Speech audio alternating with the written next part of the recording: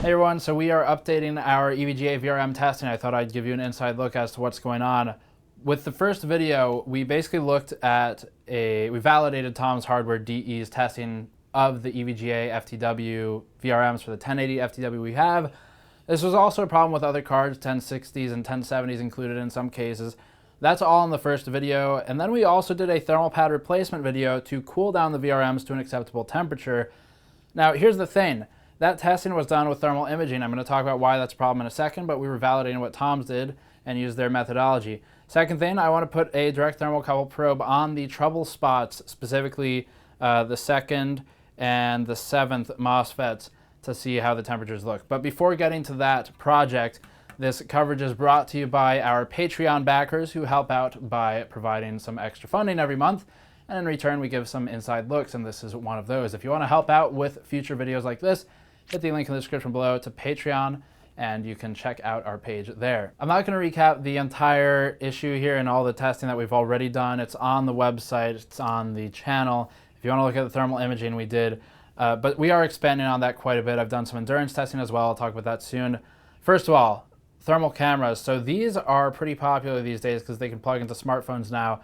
But there's a lot of problems with them. They're great for rapid prototyping. They are great for quickly figuring out where are the hot spots on something and have temperatures actually improved, but they're not necessarily that accurate. They're fairly accurate, except for, well, I should rephrase that. It's not the accuracy that's the issue. It's where you use it and how you use it. And in the case of these, when you're dealing with something like a tempered glass side panel on a case or an acrylic window on a case, these are pretty much useless because of the emissivity of the surface. That's true somewhat for these as well, for video cards. Now looking at a PCB, you're okay, it's not quite as reflective shiny and it's a bit more accurate in that regard. But when we stick a thermal pad on here, there's two problems with a thermal imaging device, and it's not going to be resolved with a more expensive one either. The first is the emissivity of that surface, how reflective it is, things like that, interferes with what's being read on the camera. The second problem is just that it becomes an insulator. So when we put a thermal pad on here, yes, we saw a pretty big improvement, but if you think about it, you're measuring the temperature of a pad that's sinking all of this heat, and we don't necessarily know what the underlying components are measured at, even though they're being synced now directly to a backplate in the case of EVGAs. This is a metal backplate, so it actually will dissipate some of the heat. So it was a good first test. We definitely saw an improvement overall in performance of the card. I did stick a thermocouple down there, a thermocouple probe, like one of these, down into the heatsink for that first test, and I validated the temperatures. So we know that these VRM pads are a definitive improvement, but we don't know the specifics of how it works with the hot spots that are way low down on the card, which if you look at photos of the 1080 FTWs and even the 1070s that folks have posted online where they've had trouble, the sort of explosion spots where the FETs burn out are the second MOSFET and the seventh or the eighth MOSFET, which is sort of almost just above the middle. So I want to test that. And the way we're going to do that is by using a thermal probe. And the problem here is these are the ones we have. They are K-type thermocouples, but they're not flat. They're pretty damn flat, but they're not perfectly flat. Relatively flat. That's not the main problem, though. The main problem is that it's exposed metal by nature of being something that's reading temperature. So you can't just stick that into a card because it's electrically conductive. The problem we run into is if I stick one of those in here, I can't really just put it on top of the MOSFET, because now you're interrupting the flow of heat from the MOSFET to the thermal pads. And so now your temperatures are going to look way hotter than they actually are.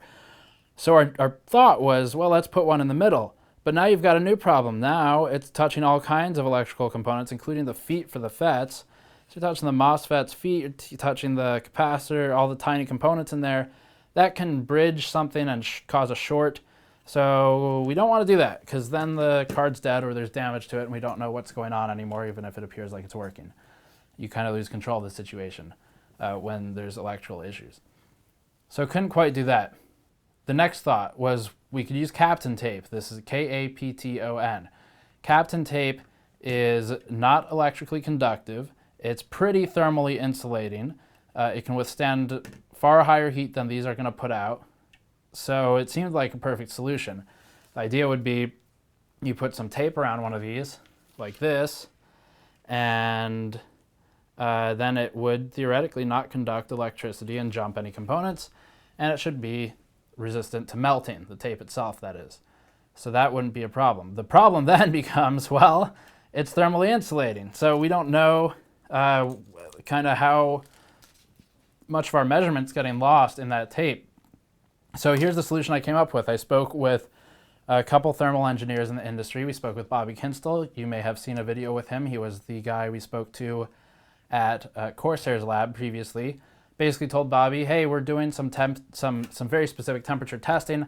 I need a thermocouple that I can stick to a surface and not worry about, one, conducting electricity and shorting something, and two, ideally, something that I can stick to the top of a surface between thermal pads and not worry about destroying the heat transfer from the device to the pad. And Bobby helped us out. He sent me in the direction of buying some Omega thermocouples, and they were pretty expensive, but I picked them up. And as far as thermocouple goes, you normally spend a couple bucks for one, but these are $65 for 5, and then I paid a lot for shipping too to get them here in time. So these are pretty damn cool. The cable may look like it's exposed here. This is actually housing. It's got a really thin film housing on it, so it's not exposed copper. That's good. That means we won't conduct anything or short anything or stuff like that. Then the end of it here, the actual thermocouple itself, is buried within, it's very thin, that's important, and it's within an adhesive pad that can withstand pretty damn high heat, more than we need to worry about. More than the 100 Celsius, 110 Celsius I'm worried about measuring. And as a final benefit, it's not going to cause the same issue where if we have one of these between the thermal pad and the device being measured, the MOSFET, we're not going to have issues with insulating the thermocouple or destroying the transfer of heat. There will be some change. It's not a perfect solution, but it's a pretty damn good solution considering we're not a validation lab with $100,000 of equipment. So I'm pretty happy with that. Now, the problem with these, when I got them, was, so there's always problems, never easy. This is why it takes a while to do these sometimes. The problem with these was, these came without any kind of connector on them. It's just 2 wires. So you've got a positive and a negative wire, and these are, I'll give you a backdrop here so hopefully it focuses a bit better. So there's a positive and negative wire.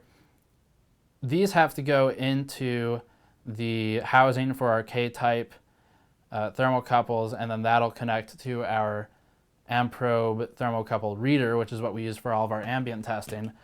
And so I've already built one as a prototype. We're going to build another one now. Basically, I'm taking these existing thermocouples. I really like these for ambient testing, for validating temperature for case tests and things like that. We take a measurement actively with 2 of these connected to one of these, and it'll tell us the temperature. See if maybe you can get a reading on this. Let me switch these, different spot. So they just plug in the top there. We've shown this before, but you get a reading of the temperature. So it's about 22 Celsius here, ambient temperature. And just to show you that it's kind of working, I'll go ahead and grab the end of it and it'll jump up. So that's going to be a skin temp. So pretty cool stuff. This is fantastic for validating the ambient temperature. We subtract it from our diode readings. You can see it takes a bit to update, but it does update pretty well. And it's a second-to-second measurement. So that's all stuff that we want. This is all good news. But what I have to do is I have to take apart a couple of these and put the housing for the end, the actual connector, around one of these. And it's not too hard, but we're going to go ahead and do that on camera here. This great tool, but it's not the perfect solution. So I do want to do these thermocouple measurements. We'll take direct measurements of the VRM, take some of the VRM without thermal pads, some with it, and that will tell us how hot is the thing in its hottest of hot spots, and are they actually dangerous temperatures.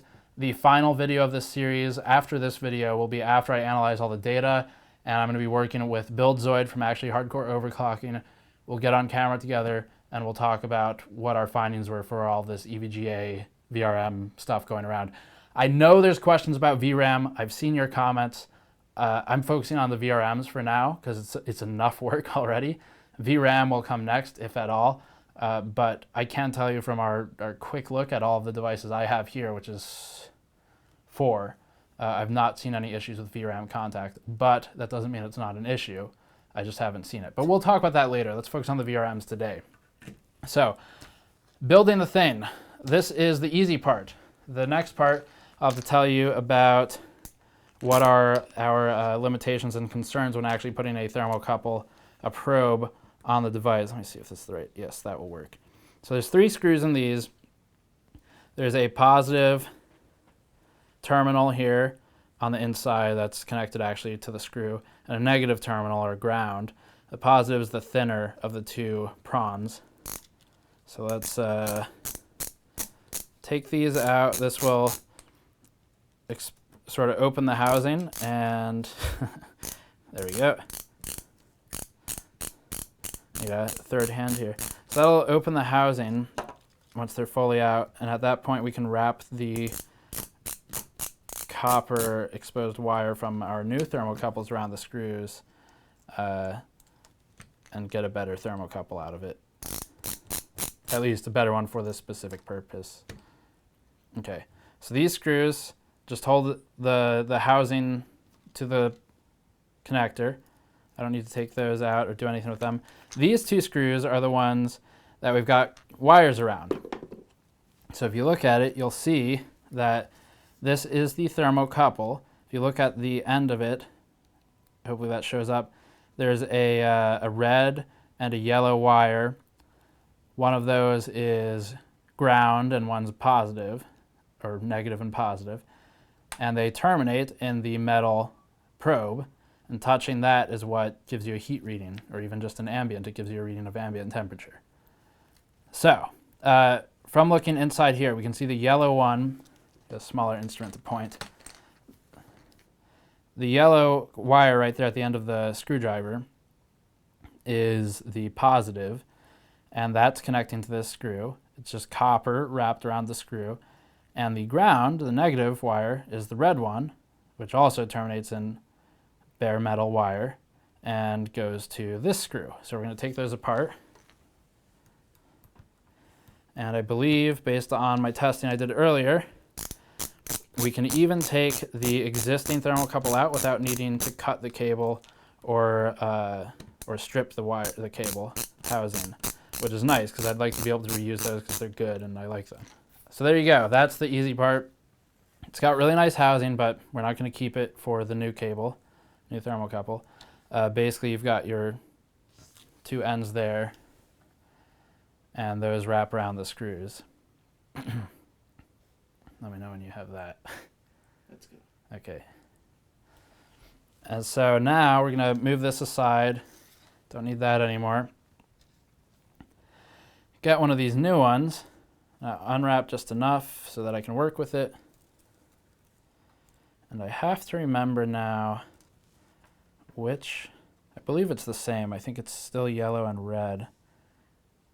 And I think yellow was positive. So I think, yes, that is correct. So we're going to do the same thing with these really thin ones. These are just flat, like straight cable. The other ones were bent nicely. So I'm going to have to replicate that. I will be bending these. To do that, need just some pliers or something kind of fine to work with. So I'm going to bend these one at a time, and a lot of this is housing. It's just the very, very end that's actually exposed wire. That's decent enough to get started. I'm going to go ahead and stick one of these screws in there and make sure it lines up. Yes. Okay, so this will work. And it's going to be very hard to see this on camera. So the plan here is to, what's the easiest? I think it'll be easiest if I get like one thread in there and then hook it. Yeah, okay, so that's in there. So let's hook this around the screw. And all that needs to happen is this metal wire needs to make contact with the metal plate that's down here. So that's this plate right here. So we're going to be making contact between that and the screw. As long as it's touching that plate, then it feeds out to the prongs, and that goes into our thermocouple reader and gives us the measurement we want. So this is wrapped around. I'm going to look in closer here. Okay, that's pretty good. So we're making good contact. This will be pretty easy to test and validate once we're done.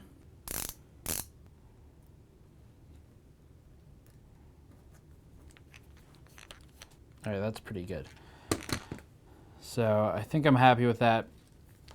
I'm not going to put the enclosure back on. We need to validate it first, make sure that it's even reading a temperature, and then hopefully it's reading an accurate temperature.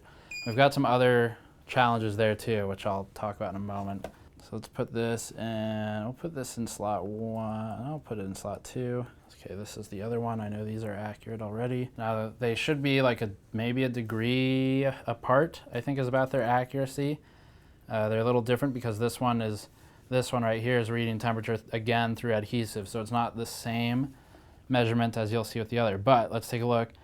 22.7 on thermocouple 1, that's this yellow known good one I have. The one we just built, so to speak.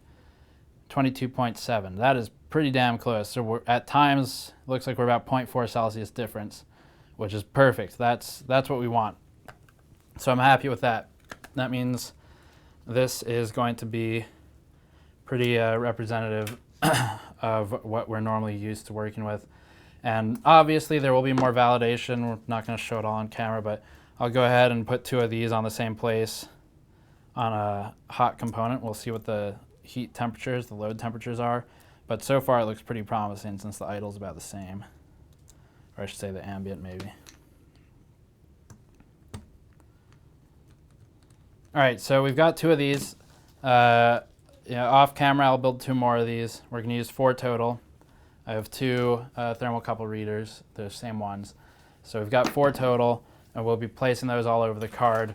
The plan is to do 2nd MOSFET, 7th MOSFET up here, and then that'll be before and after thermal pad mods, and also before and after the BIOS mod that EVGA pushed.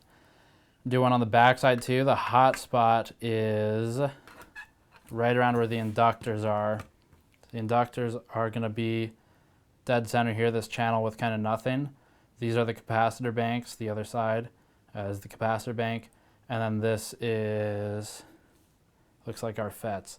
So the hot spot's right around here, and I know where it is pretty well because if we put the back plate on the card,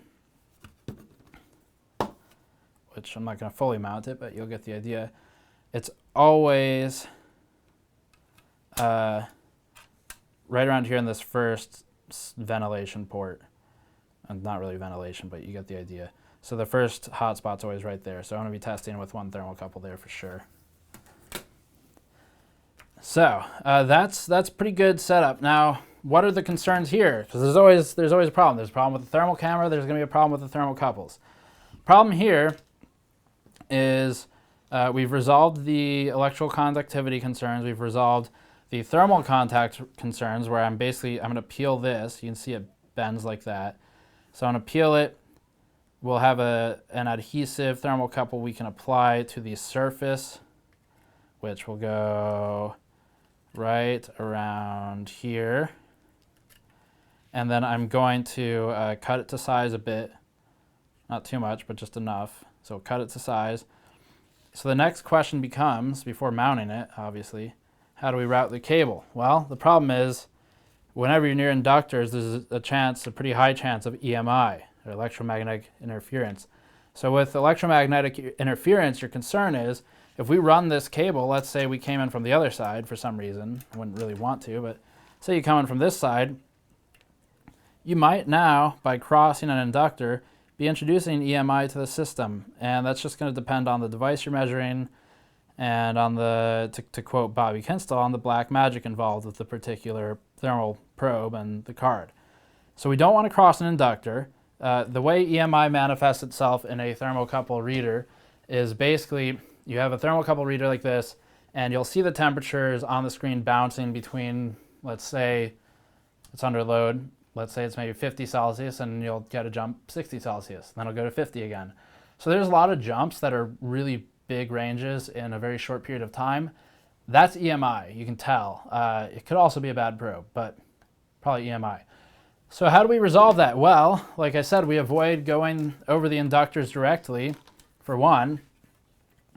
And then two, you gotta look out for traces. But with a PCB like this, we don't really have much choice. So we're gonna have to cross traces. And ideally, from what the thermal engineers have told me, you want to cross the traces at a 90-degree angle. But in this case, I'm really not gonna have a choice. So we're gonna come in with the probe from, my thought is, from the PWM section of the card and land on the FETs that we want to measure after cutting them this stuff to size. So I'll land right around here, and I'm thinking I'm going to route this cable just short of the, stay away from all this stuff, stay away from this stuff. I'm going to try and route it just like that, straight out the bottom of the card, and then it'll feed into the thermocouple reader. Then we'll do the same up here, 7th FET or 8th. And this one's going to be a bit trickier, but I'm going to have to decide, do I want to route out the bottom or the top? And we need to do it in a way that the cable for the probe doesn't touch whatever thermal pads are on the original solution. It shouldn't be too hard, really, because there's not a lot of them. That's all we're avoiding here is that strip on the FETs. So I think we'll be in good shape. The next step is actually running the test. So that's what we're going to do. Pretty cool stuff. I am happy to get the process started here with this VRM testing. I am sure that we'll run into some kind of complication, and if we do, I'll obviously take time to buy whatever I need to buy or rearrange whatever I need to rearrange so that the tests are accurate. So that may mean you're waiting about a week for the update, but hopefully it will be the sort of end-all be-all of this VRM issue from EVGA, so we know definitively a few things. One, how much of an issue was it with the stock card? 2, does the BIOS update alone fix it? And 3, how much do the thermal pads really do when you're looking through the lens of a probe rather than through the lens, of a literal camera lens?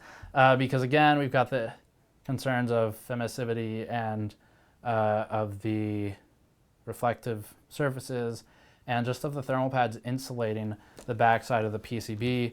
And if you're taking a thermal image of a device, we, just like Tom's did, because we were validating Tom's methodology, we took an image of the back of the PCB. That's great, but and it's good for validating and finding issues. What it's not great for is the PCB itself is sinking heat, so we may be getting temperatures that are either slightly higher or slightly lower than whatever component we're measuring, depending on what it is and which side of the PCB it's on, because you're going through a couple layers of PCB there, so that impacts the results.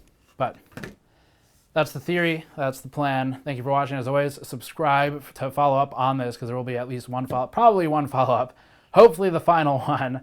And Patreon link in the post-roll video if you want to help us out directly. There will be a link below. Thanks to those of you who do support us already, because it does help with things like this, like buying $100 of thermocouples. And it should be a fun test. So check back soon. I'll see you all next time.